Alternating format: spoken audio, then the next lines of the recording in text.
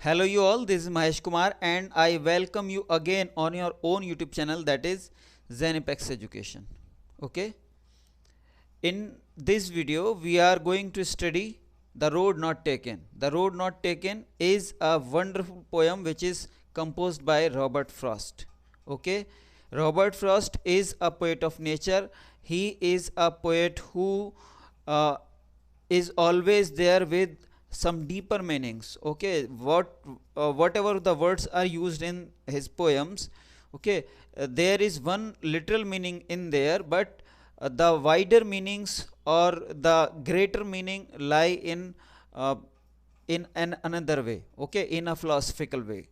तो वैसे ही ये पोएम भी है. इस पोएम में भी पोएट जो है वो वैसे तो रोड्स दिखाए हैं उन्होंने. रोड्स पे एक जंगल के पास में हैं वो, और वहाँ जा रहे हैं, और वहाँ दिखाते हैं कि किस तरह से दो रोड जो हैं वो जंगल की तरफ को जा रहे हैं, और उनमें से वो एक रोड को चुनते हैं किसी को. ओके, तो यहाँ भले से उन्होंने रोड्स दिखाए, but by the roads he is trying to depict the another thing, an abstract noun, that is choices. Okay, वो रोड्स जो हैं वो असल में चॉइसेस हैं, चॉइसेस को सिंबलाइज कर रहे हैं. तो यहाँ पे बहुत ही एक अच्छा सा, बहुत ही सुंदर सा मैसेज देने की कोशिश की है. तो चलिए पोएम शुरू करने से पहले रॉबर्ट फ्रॉस्ट के बारे में थोड़ा सा देख लेते हैं. Robert Frost is an American poet. Okay, and he is a poet of special renowned. बहुत ही फेमस पोएट हैं ये.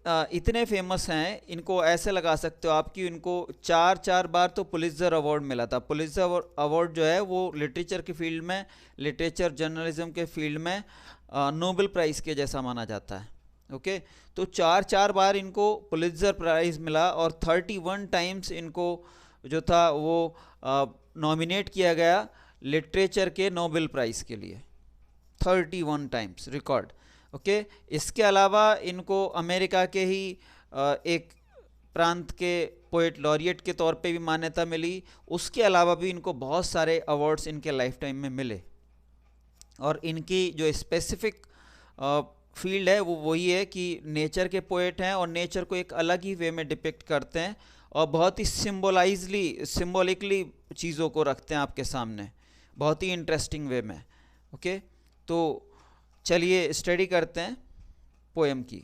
वैसे इनकी, हाँ, अगर हम लाइफ के बारे में बात करें तो इनकी लाइफ थोड़ी दर्द भरी रही ना. इनके जो फैमिली थी उसमें लगातार कैजुअल्टीज़ होती रही. इनके मदर फादर दोनों ही कैंसर और ट्यूबरक्लोसिस से, जब ये छोटे थे तभी वो डेथ हो गई उनकी.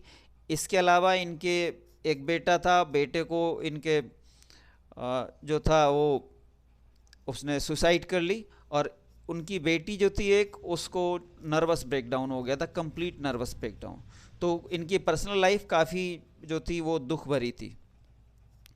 इसके अलावा भी अगर हम देखें तो रॉबर्ट फ्रॉस्ट जो हैं वो कोशिश करते हैं कुछ ऐसी चीज़ें आपके सामने रखने की जिसमें कि नेचर के प्रति सिर्फ आपका लगाव ही ना हो, बल्कि नेचर से आप बहुत कुछ सीखें भी. इनकी पोएम्स जो हैं आपको बहुत कुछ सिखाती हैं, कोशिश करती हैं टीच करने की.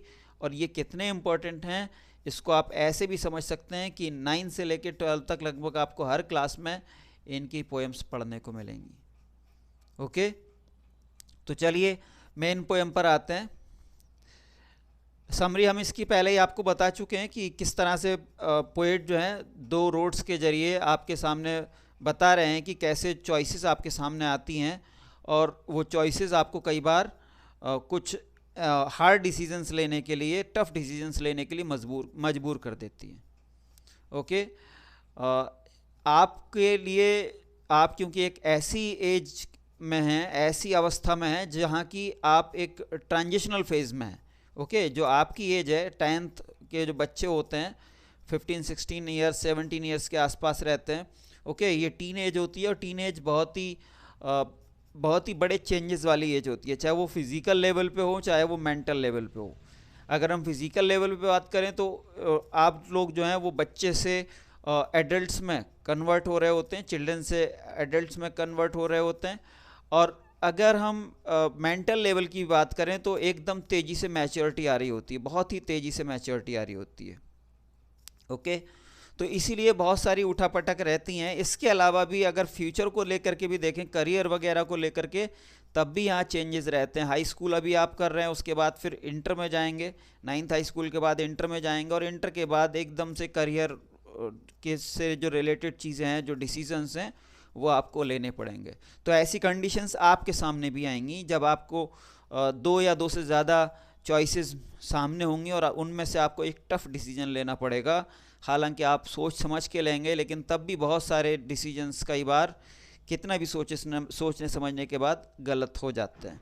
तो कुछ वैसा ही सीन यहाँ क्रिएट करने की कोशिश की गई है पोएट के द्वारा कि किस तरह से हमारे सामने चॉइसेस आती हैं और हमें सोचने समझने के बाद हम आखिरकार कोई एक चॉइस पक्का करते हैं, उसको डन करते हैं। लेकिन हालांकि हम ये नहीं कह सकते, सोचने समझने के बाद भी हम ये एसरटेन नहीं कर सकते, we can not ascertain that we are going to succeed और आर चॉइसेस और choice is perfectly right. Okay, तो ये एसरटेन तो नहीं कर सकते कि हमारी डेस्टिनी क्या होने वाली है, लेकिन फिर भी सोच समझ के डिसीजंस लेते हैं और सोच समझ के ही एनालाइज करने के बाद, प्रॉपरली एनालाइज करने के बाद चीज़ों को, हालातों को, तभी डिसीजंस लेने भी चाहिए। ओके, लेकिन हाँ ये ज़रूर है, जो पोएट एक मैसेज क्लियर कर देना चाह रहा है वो ये कि डिसीजंस आपके खुद के होने चाहिए। आपके जो हालात हैं आप उनको एनालाइज करिए, उनको बहुत बारीकी से समझिए और उसके अकॉर्डिंग अपने फैसले लीजिए, है ना। सिर्फ ये नहीं कि कोई दोस्त कुछ करने लगा, कोई मान लीजिए कल को कोई दूसरा कोई दोस्त है वो आपका कोई एक कोर्स करने लगा, दूसरा कोई दूसरा कोर्स करने लगा, अब आप ये सोच रहे हो कि उसके साथ जाऊं या उसके साथ जाऊं। तो आपको उनके साथ, किसी के साथ जाने वाली मेंटेलिटी नहीं होनी चाहिए, बल्कि ये होना चाहिए कि आप किस काम के लिए बेटर हैं, है ना। सेल्फ जो इवेल्युएशन है वो होनी चाहिए। सेल्फ इवेल्युएशन करके आप ये देखिए कि where do I stand. Okay, जब आप ये समझ जाएं कि मेरे इंटरेस्ट किस फील्ड में है, मैं क्या कर सकता हूं, मैं कहां अच्छा कर सकता हूं, उसके बाद डिसीजन लीजिए। फिर वो चाहे डिसीजन आपका उन दोनों में से किसी एक से मैच करता हो या उन दोनों से पूरी तरह से अलग हो, कोई तीसरा डिसीजन हो, तीसरे फील्ड में आप जाओ। ओके, ये बहुत ही इंपॉर्टेंट है लाइफ में, क्योंकि जहां आपकी नेचुरल लीनिंग्स होती हैं, जहां आपके नेचुरल इंटरेस्ट होते हैं, देखिए हर आदमी डिफरेंट होता है, हर person, every person has different traits, different sets of interest. तो इसीलिए अगर आप किसी दूसरे को कॉपी करोगे तो समस्याएं आ सकती हैं, क्योंकि आप अपना जो नेचुरल फील्ड है वो नहीं चुन रहे। ओके, तो अपना नेचुरल फील्ड चुनने की कोशिश करिए, किसी को कॉपी करने की कोशिश नहीं करिए, क्योंकि जिस फील्ड में आपका नेचुरल इंटरेस्ट होता है उस फील्ड में आपके सक्सेसफुल होने के चांसेस सबसे ज़्यादा रहते हैं। ओके, लगभग ऐसा ही अगर आपने देखी हो 3 इडियट फिल्म जो है, उसमें यही चीज़ दिखाई गई है ना। वो दो लोग जो हैं, रेंचो के अलावा जो दो कैरेक्टर्स हैं, वो एडमिशन तो ले लेते हैं पेरेंट्स के प्रेशर में, लेकिन उनका इंटरेस्ट, नेचुरल इंटरेस्ट जो है वो इधर नहीं रहता, मतलब इंजीनियरिंग में नहीं रहता। एक फोटोग्राफर बनना चाहता है और दूसरा कुछ और करना चाहता है। ओके, तो इसीलिए इधर सक्सीड नहीं हो पा रहे थे वो, या सक्सीड होने के जो चांसेस थे वो बहुत ब्लीक थे। ओके, लेकिन फिर क्या होता है कि जो उसका प्रोटोगनिस्ट है, हीरो, वो उनको उनके फील्ड के, उनके इंटरेस्ट के फील्ड में भेज देता है, जिसकी वजह से वो वहाँ एकदम से इंस्टेंट सक्सेस पाते हैं। तो वैसा ही कुछ आपके सामने है। ओके, तो चलिए प्रॉपर पोएम को शुरू करते हैं। Two roads diverged in I yellow wood and sorry I could not travel both and be one traveler long I stood and looked down one as far as I could to where it bent in the undergrowth. Okay, तो जो scene है वो ये है कि सामने poet के एक जंगल है और वो एक रोड से पीछे से आ रहा था, तभी वो रोड जो है वो दो हिस्सों में बट जाता है, बाइफरकेट हो जाता है। ओके, और अब पोएट को ये डिसाइड करना है कि वो किस रोड से होकर के आगे जाएगा। ओके, सामने येलो वुड है, देखिए सब कुछ यहाँ सिंबॉलिक है। ओके, येलो वुड से मतलब है जो उसकी जो जंगल है उसकी पत्तियां पीली पड़ गई हैं, यानी सीजन चेंज हो रहा है। ओके, जो ऑटम का सीज़न आता होता है, तो ऑटम के सीज़न के आते समय पत्तियां जो हैं पीली पड़ जाती हैं और फिर गिरने लगती हैं। ओके, तो वही यहाँ पे दिखाया है कि येलो वुड है, ऑटम का सीजन है। देखिए सीजन चेंज हो रहा है, सीजन यहाँ कहीं ना कहीं सिंबलाइज कर रहा है आपकी एज को, है ना। आपकी एज चेंज हो रही है, चाहे वो फिजिकली लगा लीजिए, चाहे वो करियर से रिलेटेड लगा लीजिए, और अब आपको कुछ चॉइसेस बनानी है ना। आप पीछे से आ रहे थे, एक रोड पे आ रहे थे, एक जैसे चल रहे थे, अभी तक आपको कोई वो समस्या नहीं थी, लेकिन यहाँ आकर के अब आपके सामने समस्या आई है। रोड बाइफरकेट हो रहा है, आपको दोनों में से कोई एक रोड चुनना होगा, दोनों रोडों पे तो चल नहीं सकते। ओके, यानी आपको कोई चॉइस बनानी होगी और दूसरे रोड को छोड़ना होगा, दूसरी जो लाइंस हैं उनको छोड़ना होगा, कोई एक चॉइस बनानी होगी। ओके, किसी एक रोड पे चलना होगा। And sorry I could not travel both, हम दोनों रोड पे तो चल नहीं सकते। And be one traveller long I stood.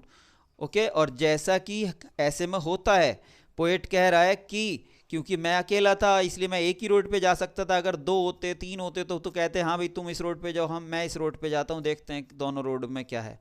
Okay, लेकिन एक पर्सन है तो इसलिए एक लाइफ है, यहाँ एक पर्सन से मतलब एक लाइफ से है, तो हमारे पास एक ही लाइफ है, तो भाई एक ही चॉइस बना सकते हैं।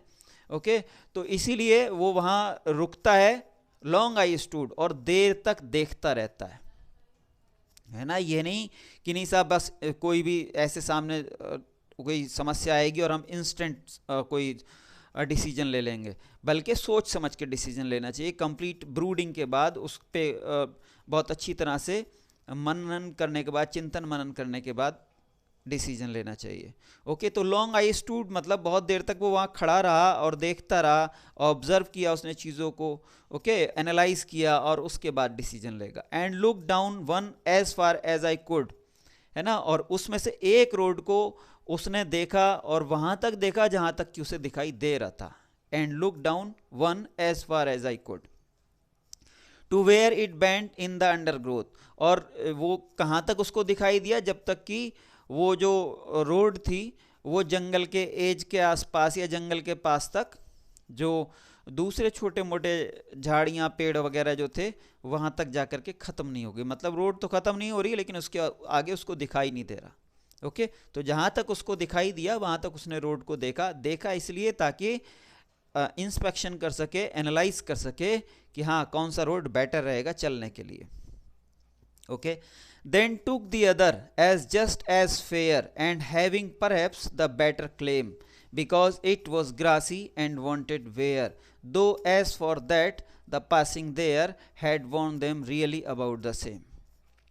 Okay, तो फिर वो कहता है then took the other one, फिर मैंने दूसरा रोड चुना, मतलब जिसको पहले देख रहा था वो उस पे वो नहीं जा रहा है। Okay, then took the other, तो उस पे ना जा करके बल्कि दूसरे रोड पे गया, as just as fair, हालांकि दोनों रोड लगभग एक जैसे थे। ओके, दोनों रोड की कंडीशन जो थी फिजिकली लगभग एक जैसी थी। And having perhaps the better claim, हालांकि उसको कहीं ना कहीं अंदर से ऐसा लगता है, उसकी जो इंट्यूशन है अंदर से वो कहती है कि नहीं भाई इस रोड पे नहीं, इस रोड पे चलते हैं, है ना। बाकी फिजिकली दोनों रोड लगभग एक जैसे लग रहे हैं। Because it was grassy and wanted wear, है ना, शायद उसको थोड़ा सा इसलिए लगा कि वो थोड़ा सा ज़्यादा घास वाला था, और वांटेड वेयर मतलब उस पर ज़्यादा लोग चले भी नहीं थे, वो अभी ज़्यादा उसकी जो घास वगैरह है, जो भी अपरेंट सरफेस थी, वो उसको देख करके ऐसा नहीं लग रहा था कि ख़राब हो रही है ना। जिस रास्ते से देखिए खूब सारे लोग चलेंगे, चाहे वो कच्चा रास्ता हो चाहे वो पक्का रास्ता हो, तो उस रोड की कंडीशन थोड़ी अलग तरह की होगी। अगर जैसे घास वास उगाती है स्पेशली, तो घास जो है पैरों के चलने से या वाहनों के चलने से वो क्या होगा कि वो डाई डाउन हो जाएगी, ख़राब होगी, सूख जाएगी। ओके, तो वैसा यहाँ नहीं है, ये कह रहा है कि इस पे ज़्यादा घास थी और इसीलिए वांटेड वेयर मतलब ये ज़्यादा पुराना दुराना भी नहीं हुआ था, कोई ऐसी क्षति वगैरह इसको नहीं पहुँची थी जिसकी वजह से कि यही चलना उसको बेटर लगा। Though as for that the passing there had worn them really about the same, है ना। हालांकि वो कह रहा है कि अगर हम ट्रैफिक की बात करें तो देख करके ऐसा लग रहा था कि कोई ख़ास अंतर नहीं है और दोनों पे ही सेम ट्रैफिक लगभग गया है, मतलब दोनों ही रोड लगभग बराबर चल रहे हैं। Okay, and both that morning equally lay in leaves, no step had trodden black. Okay, तो आगे पोएट कह रहा है कि और उस सुबह दोनों ही जो रोड थे, देखिए क्योंकि सीजन कौन सा दिखाया ऊपर, ऑटम सीजन, और ऑटम सीजन में क्या रहता है कि पत्तियां गिरती हैं, ओके जैसे हमने अभी बताया कि trees shed leaves in this season, okay तो वही चीज़ है कि बहुत सारे पत्ते गिरे हैं तो उसकी वजह से जो रोड है वो लगभग पूरी तरह से ढक गया है ना। देखिए यहाँ फिर से सिंबलिज्म है, यहाँ फिर से सिंबलिज्म है, पूरी पोयम बहुत ही हाईली सिंबॉलिकल है, ओके और इसको बहुत सारे लोग इग्नोर कर जाते हैं। यहाँ पे फिर से पोएट क्या कह रहा है, देखिए वो रोड पे चलेगा क्या, कैसे, रोड की फिजिकल कंडीशन को देख करके, है ना। जैसे कि हम फ्यूचर के लिए क्या डिसीजन लेंगे, फ्यूचर का डिसीजन कोई लेते हैं, यहाँ रोड का सिलेक्शन मतलब हम फ्यूचर के लिए कोई चॉइस बना रहे हैं, ओके तो फ्यूचर का कोई चॉइस बनाने के लिए हम क्या करते हैं कि हालातों का जायज़ा लेने की कोशिश करते हैं। लेकिन फिर आप देखते हो कि बहुत सारे फील्ड ऐसे होते हैं जिसमें आप कितना भी सोच समझ लें लेकिन वो आपके हाथ से बाहर होते, आपके कंट्रोल से बाहर होते हैं, ओके हम उनको कंट्रोल नहीं कर सकते। There are so many factors which can not be in our control, okay और इन एनीबडी एल्स, किसी के भी कंट्रोल में वो नहीं आ सकते। तो सेम वैसे ही यहाँ है, पोएट ऑब्जर्व करने की कोशिश कर रहा है, पूरा ध्यान लगा रहा है उधर, जैसे कि हम आगे कोई चॉइस लेने से पहले खूब मनन करते हैं, चिंतन करते हैं, सोचते समझते हैं, उसके प्रोज एंड कॉन्स पे ध्यान देते हैं, ओके नेगेटिव और पॉजिटिव एस्पेक्ट्स पे, उसमें आगे क्या अपॉर्चुनिटीज़ रहेंगी, इन सब को बहुत ही बारीकी से माइन्यूटली एनालाइज करते हैं। ठीक, तो वैसे ही यहाँ पे जो चॉइस बना रहा है वो रोड की बना रहा है और रोड की फिजिकल कंडीशन देख करके रोड की चॉइस बनाया किस रोड पे चलना है, ओके लेकिन रोड का क्या है कि वो तो ऑलरेडी कवर्ड है किसमें, in leaves, morning and both that morning equally lay in leaves, है ना। तो जैसे आप भविष्य में सब कुछ नहीं देख सकते वैसे ही रोड भी यहाँ पे लीव से ढका हुआ दिखाया गया, okay no step had trodden black, और ऐसा उनको देख करके लग रहा है कि इन पत्तियों पे भी और कोई आदमी मतलब सुबह से अब तक कम से कम नहीं गया जिसकी वजह से कि ये पत्तियां खराब होती या जो भी उस पर ग्रास वगैरह है, रोड जिस चीज़ से भी कवर है वो चीज़ें खराब होती, ओके वो वेयर टेयर होती। Oh I kept the first for another day yet knowing how way leads on to way, I doubted if I should ever come back. और फिर यहाँ फाइनल डिसीजन वो ले लेता है आखिरकार, ओके एक रोड को छोड़ देता है, दूसरे रोड को सेलेक्ट कर लेता है और कहता है कि हालांकि मुझे ये पता था कि किस तरह से एक रास्ता दूसरे रास्ते पे कटता है, यानी यहाँ एक रास्ता दूसरे रास्ते पे कटने से मतलब ये है, एक रोड से दूसरा रोड निकलने से मतलब ये है कि चीज़ें बदलती हैं, हालात बदलते हैं, and you have to make choices again and again. बहुत सारे फैक्टर्स ऐसे हैं जो चीज़ों को इम्पैक्ट करते हैं, आपने डिसीजन भले से ले लिया हो लेकिन वो इम्पैक्ट कर रहे हैं और करते रहेंगे। तो वैसे ही है, आपने एक सिलेक्शन तो कर लिया, एक चॉइस तो बना ली कि हम इस फील्ड में जाएंगे या ये कोर्स करेंगे, लेकिन उसमें भी हालात चेंज हो सकते हैं, ओके उसमें हालात चेंज हो सकते हैं। बहुत सारे फैक्टर्स ऐसे हैं जो लगातार constantly they are on change, okay तो वैसे ही यहाँ पे पोएट रोड्स के जरिए दिखाने की कोशिश कर रहा है कि कैसे रोड में रोड निकलते रहते हैं, है ना। अगर सिम्बॉलिकली देखें तो किस तरह से हालात बदलते रहते हैं, और आई doubted if I should ever come back, है ना। और वो कह रहा है कि मुझे ऐसा लगा कि जैसे कि मैं भटक जाऊंगा और मैं कभी वापस नहीं आ पाऊंगा, ये भी हो सकता है। यानी कभी वापस ना आने से मतलब ये है कि जो डिसीज़न हम ले रहे हैं वो हो सकता है गलत हो जाए और हम एक अनसक्सेसफुल पर्सन रहें, लेकिन फिर वही बात, डिसीज़न तो लेना ही लेना है, क्योंकि अगर इनडिसीज़न वाली कंडीशन रहेगी तो भी आप अपने आप को कभी माफ़ नहीं कर पाएंगे, ओके शेक्सपियर एक महानतम पोएट माने जाते हैं, नाम आपने सुना होगा। तो उनकी एक एक प्ले है हैमलेट, ओके उसमें हैमलेट में जो हीरो है उनका, वो इनडिसीजन की समस्या से ही जूझता है, वो आखिर तक डिसीजन ही नहीं ले पाता। उसकी लाइफ में ऐसी कई सारी अपॉर्चुनिटीज़ आती हैं जब वो डिसीजन ले करके अपनी लाइफ को, अपनी फैमिली की लाइफ को बचा सकता था, बना सकता था, ओके लेकिन because of indecision he perished and with him perished his family, okay वो खुद भी ख़त्म हो गया, उसकी फैमिली भी ख़त्म हो गई सिर्फ इन डिसीजन की वजह से। तो पोएट यही कह रहा है कि भाई कुछ भी हो डिसीजन तो लेना ही लेना है। Okay, I shall be telling this with a sigh, somewhere ages and ages hence two roads diverged in a wood and I took the one less travelled by and that has made all the difference. तो कह रहा है कि हो सकता है आज के बहुत दिनों बाद, जो प्रेजेंट में समय मतलब अब से बहुत समय के बाद, मैं कोई ठंडी सांस लेकर के, यानी सुकून की सांस, ठंडी सांस से मतलब है गहरी सांस, साई का मतलब होता है गहरी सांस खींचना। ओके, और अक्सर ये सुकून की सांस, राहत भरी सांस के लिए यूज़ किया जाता है। तो पोएट वही कह रहा है कि हो सकता है भले से ये चॉइस पूरे असर्टेनिटी के साथ ना ली गई हो, लेकिन फिर भी ये हो सकता है कि आपसे बहुत समय के बाद, लंबे टाइम के बाद, मैं किसी को अपनी यही कहानी सुना रहा हूँ कि मैं एक ऐसी कंडीशन में पहुँचा था जब मेरे सामने जंगल था। ओके, और मुझे मेरे सामने दो रोड हो गए थे, है ना। एक जो मेरा जिस रोड पे मैं चल रहा था वो रोड बाइफरकेट हो रहा था, दो रोड्स में बाइफरकेट हो रहा था, और मुझे वहाँ पे उनमें से कोई एक रोड चुनना था। ओके, और मैंने ऐसा रोड चुना जो कि लेस ट्रेवल्ड बाई था, मतलब जिस पे कम लोग जा रहे थे।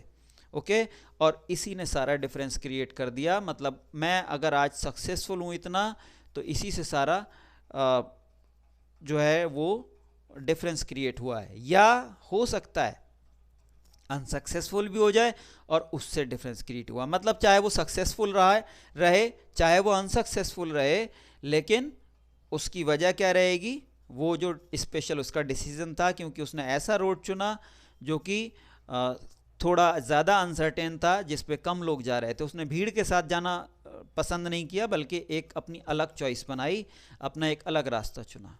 ओके, ऐसे जो चीज़ें रहती हैं, देखिए जहाँ सब लोग जा रहे हैं वहाँ आपको सिक्योरिटी तो रहेगी। मान लीजिए सब लोग बीटेक कर रहे हैं, आप भी बीटेक कर लीजिए, उन्हें भी जॉब मिलेगी, आपको भी कहीं ना कहीं जॉब मिल जाएगी, क्योंकि वहाँ there are so many opportunities, बहुत सारी जॉब्स हैं उस फील्ड में। लेकिन हो सकता है क्योंकि जहाँ बहुत सारे लोग होते हैं तो वहाँ कंपटीशन भी हो जाता है, तो वहाँ वैसी अपॉर्चुनिटीज़ आपको ना मिल पाएँ ग्रोथ की, वहाँ ऐसा कुछ डिफरेंट करने की। ओके, लेकिन अगर आप कोई ऐसा रास्ता चुनते हैं जिस पे कम लोग जाते हैं, तो वहाँ आपके पास ज़्यादा चांसेस रहते हैं कुछ बड़ा करने के, कुछ हट के करने के। जैसे बिल गेट्स ने किया, जॉब छोड़ करके अपनी कंपनी स्टार्ट कर दी, और भी कई सारे लोगों ने, स्टीफन पॉल जॉब्स ने किया, ओके, बिल गेट्स ने किया। ऐसे बहुत सारे आपको एंटरप्रेन्योर्स मिल जाएंगे जो कि ऐसा कर चुके हैं, जिन्होंने कि ऐसी चीज़ें चुनी जो लीक से हटके थी। ओके, और उस फील्ड में अपना नाम भी कमाया, और दुनिया के बिगेस्ट जो रिचेस्ट लोग हैं उनमें से हैं वो। जैसे फेसबुक के मार्क जकरबर्ग को ही ले सकते हो आप। ओके, एक अलग उसने अपनी क्रिएटिविटी दिखाई। तो ये थी आपकी पोएम। अब चलिए देख लेते हैं इसमें मेन पोएटिक डिवाइसेस कौन कौन सी यूज़ हुई हैं। फर्स्ट थिंग, इसकी राइमिंग स्कीम अगर हम देखते हैं तो A B A A B है। Okay, first line, third line और फोर्थ लाइन आपस में मैच कर रहे हैं। ऐसे ही सेकेंड लाइन और फिफ्थ लाइन आपस में मैच कर रहे हैं। ओके, राइम कर रहे हैं, इसीलिए यहाँ पे जो राइमिंग स्कीम होगी वो A B A A B होगी। ओके, इसके अलावा पहली लाइन में मेटाफोर यूज़ हुआ है, येलो वुड को दिखाया, येलो वुड दिखाया गया है किसको, ऑटम सीजन के लिए। जंगल के पीला जंगल है तो पीले जंगल को दिखाया गया है, और लेकिन वो किसके लिए दिखाया गया है, ऑटम सीजन के लिए। ओके, इसलिए मेटाफोर है। एनाफोरा है यहाँ दो में, एक में ही है एनाफोरा ना। यहाँ पहले 3 लाइंस में एंड वर्ड जो है वो रिपीट हो रहा है, इसलिए यहाँ पे एनाफोरा है। ओके, रिपीटिशन है, रिपीटिशन एंड वर्ड भी देखिए यूज़ हो रहा है, यहाँ वे यूज़ हो रहा है, यहाँ एजेस यूज़ हो रहा है, तो रिपीटिशन भी है। ओके, एलिट्रेशन है, जब एक ही सिंगल साउंड लगातार 2 या 2 से ज़्यादा वर्ड्स में रिपीट होती है, या एक ही लाइन में 2 से ज़्यादा बार रिपीट होती है, या 2 बार भी रिपीट होती है, तो वहाँ पे एलिट्रेशन होता है, जैसे यहाँ वांटेड वेयर में है। ओके, इसके अलावा पूरी पोएम में अगर हम देखेंगे तो इमेजरी मिलती है, बहुत ही पिक्चर क्रिएट करने की कोशिश की है, किस तरह से रोड है, है ना, उसके हालात क्या हैं, वो किस तरह से एक टाइम तक मतलब एक दूरी पे जा कर के ख़त्म हो जा रहा है जो अंडर ग्रोथ है उसकी वजह से। ओके तो इसलिए इमेजरी है। और पूरी अगर हम पोएम को देखेंगे तो ज़बरदस्त सिंबलिज्म दिखाया गया है। ओके टू रोड्स जो हैं वो रिप्रेजेंट कर रहे हैं किसको, चॉइसेस को। ऐसे ही हमने बताया कि यहाँ पे लीव्स से ढके हुए रोड दिखाए गए हैं, यानी वो अनसर्टेनिटी को रिप्रेजेंट कर रहे हैं। इसी तरह से और भी कई जगह आपको ये देखने को मिल जाएगा। तो सिंबलिज्म है। ओके बहुत ही अच्छी पोएम है। उम्मीद करते हैं आपको काफ़ी अच्छी तरह से क्लियर हो गई होगी। अगर ऐसा है तो please don't forget to like, subscribe and share our channel. Okay and see you again in our next video. Till then, keep studying, keep learning and keep growing.